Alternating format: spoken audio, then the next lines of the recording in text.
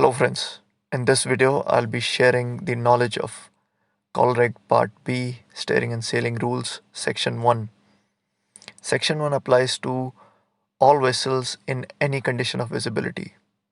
And this is exactly what rule number 4, the first rule in Section 1 says, that all these rules apply in any condition of visibility. This basically means that the rules in this section will apply in Section 2 and Section 3, which basically means when the vessels will be in sight of one another and visibility will be good, they apply, and when there is a restricted visibility, even then this particular section will apply. Now let's find out what all rules are covered under the section 1. After rule 4, which is basically application, the rule 5 starts. Rule 5 is for lookout.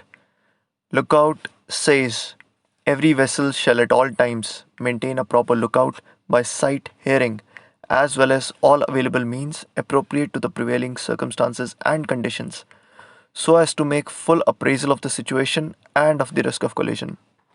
So basically, the rule 5 is saying you should see, you should hear, and after that, you should use everything that is available to you on board a ship to ensure that, as per the present conditions, you are fully appraised, you're fully aware of what is happening, and thus you are aware if there is a risk of collision.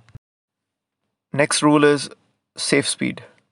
Safe speed says that every vessel shall at all times proceed at a safe speed so that she can take proper and effective action to avoid collision and be stopped within a distance appropriate to the prevailing circumstances and conditions. Let's understand this part now. Nowhere in these rules does it say what is the safe speed.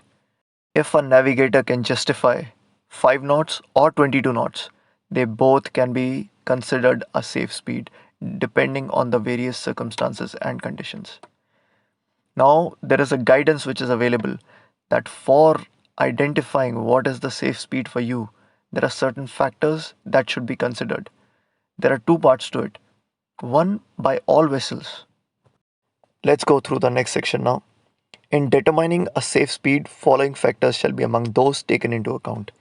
By all vessels, the state of visibility, the traffic density, including the concentration of fishing vessels or any other vessels, the maneuverability of the vessel with special reference to stopping distance and turning ability in the prevailing conditions.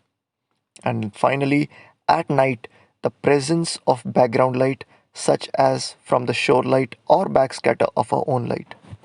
The state of wind, sea and current and proximity of navigational hazards. The draft in relation to the available depth of water.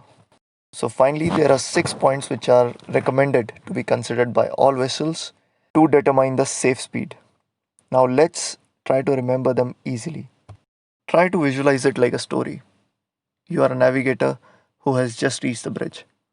What is the first thing that you do? You look outside. So if you're able to see something, that means the visibility is good. And then you look for the traffic. How much traffic is there? What is the concentration of fishing vessels or any other vessels? And if there is a big group of fishing vessels around you, you know that you have to consider what is your maneuverability, what is your vessel's maneuverability. And you will consider at what distance you can easily stop, and if you have to turn around, maneuver between the fishing vessels. And let's say you're taking over the watch in the night. Then in the night time, it's very common that due to certain kind of weather, there is a backscatter of light from the mast or from the deck light. And if you're very close to the shore, there is some interference from their side. So you have to consider this whether you're proceeding at a safe speed or not. And the fifth point is the state of wind, sea, and current, and proximity of navigational hazards. So when you're looking outside, how much the vessel is rolling, pitching, because that will affect your maneuverability and your control over the vessel. So you have to consider that. And finally, the last point, which is the most important and should be unforgettable, the draft of your vessel. Because the first thing you do when you look on the chart is how much depth is available. Based on the clearance, you consider whether there'll be some squat effect or you're proceeding at a safe speed. So there are 6 points basically. out of which four are beyond your control, which is your visibility, the traffic outside, the backscatter of light, and the weather. There are only two things which are within the ship's control: the maneuvering capability of the vessel and the draft of the vessel. Thus, you can remember these factors as four external factors and two internal factors. Next part of these factors is additionally by vessels with operational radar. So, all the vessels which have an operational radar must consider these other six factors. Number one, characteristics, efficiency, and limitation of the radar equipment. Any constraint imposed by radar range scale in use. The effect on radar detection of the sea state, weather, and other sources of interference. The possibility that small vessel, ice, or other floating object may not be detected by radar at an adequate range. The number, location, and movement of vessel detected by radar. And finally, the more exact assessment of visibility that may be possible when radar is used to determine the range of vessel or other objects in the vicinity.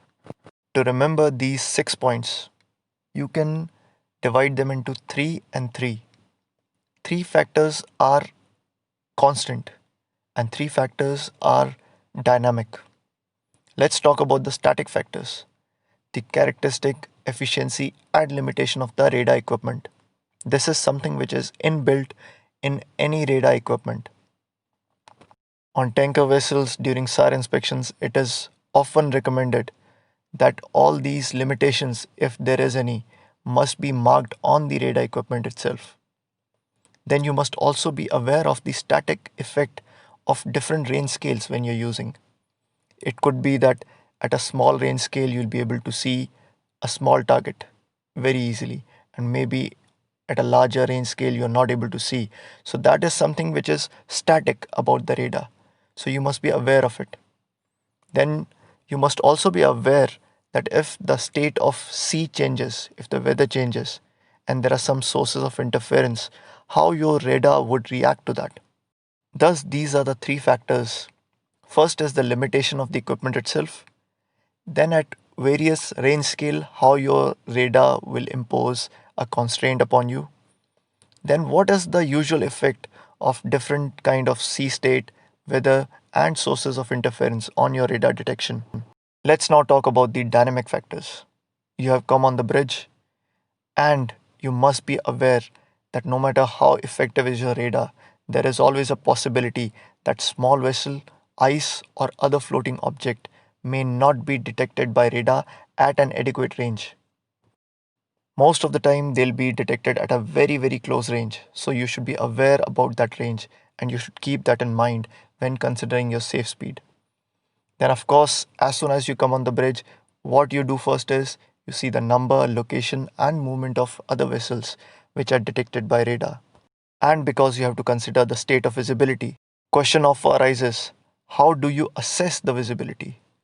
So the answer is, as soon as something is visible on your horizon, you are looking out using the binoculars and you are able to see an object or a vessel, you immediately go to the radar and see what is the range scale, what is the range of that object it is showing. That is your visibility. Thus, radar is the best equipment that can be used to assess the visibility at any given point. Now you are aware there are 6 points for all vessels and 6 points for vessels with operational radar. First six can be divided as 4 2, and next six can be divided as 3 and 3. Three static factors and three dynamic factors.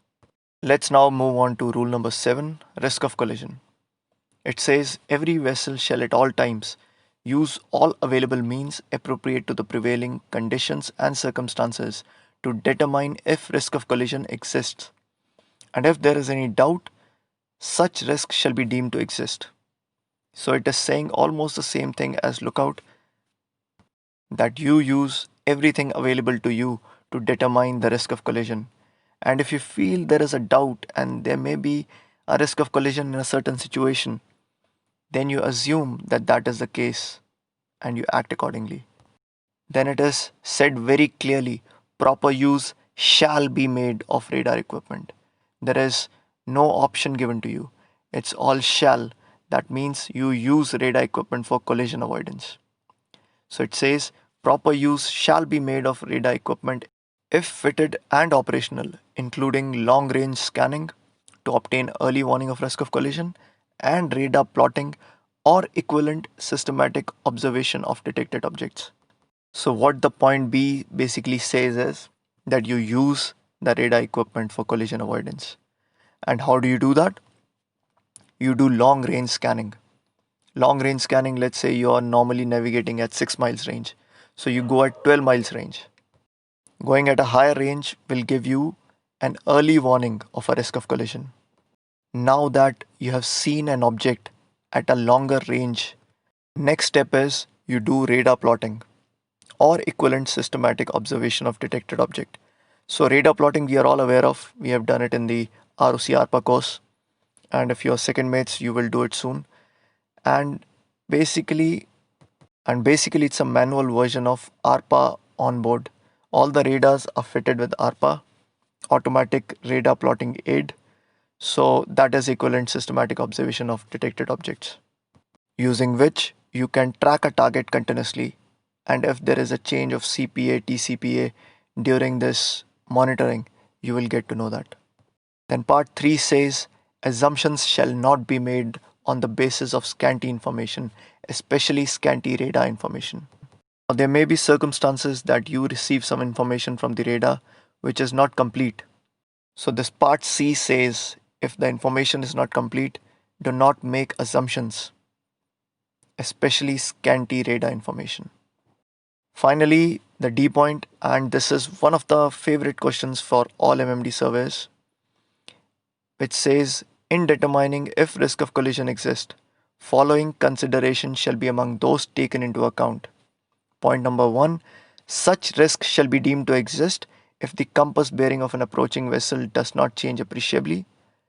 And also, second part, such risk may sometime exist even when an appreciable bearing change is evident, particularly when approaching a very large vessel or a tow, or when approaching a vessel at close range. So let's understand this part now. Let's say that you see a target either visually or by radar. If you see it by radar, you will carry out radar plotting and you will find out what is the CPA, TCPA, and determine if risk of collision exists. The radar is basically doing it by taking regular bearings, and it finds out how the vessel will be approaching based on how you are moving and the target is moving. Now, if the examiner asks you, there is no radar, there is no ARPA, how will you determine if risk of collision exists? Then you will say the same thing. I will take the compass bearing of an approaching vessel. Approaching vessel basically means the distance between you and the target is reducing. And when you take a compass bearing, and if the compass bearing is not changing and the range is reducing, then obviously the risk of collision exists because he's coming straight to you. Then you have to consider that sometimes there is a bearing change, but still there are certain situations where risk of collision may still exist. Like when there is a very large vessel, which is your target, there is a change of bearing, but still, does that bearing change enough to keep it away from you? Or there could be a towing vessel with 200 meters or longer line behind it. So, even in that situation, it will be difficult to avoid that vessel. And finally, if the vessel is already very close, then bearing change may not be very effective. So, you have to consider all this to determine risk of collision. Finally, I summarize rule number 7. First says you use every available mean to determine a risk of collision, and if you are in doubt, consider that is the case. Then use radar equipment. Do not make assumptions on the basis of scanty information. Then, how do you determine a risk of collision? If an approaching vessel, the vessel whose distance is getting lesser, find out if the bearing is changing. If the bearing of an approaching vessel is not changing, that means you are going to collide with that vessel. And second part says, even if there is a bearing change, the risk may still exist when you're approaching a large vessel, tow, or approaching someone at a close range. I hope this was a useful video for you. Please comment to give your feedback. Thank you for watching.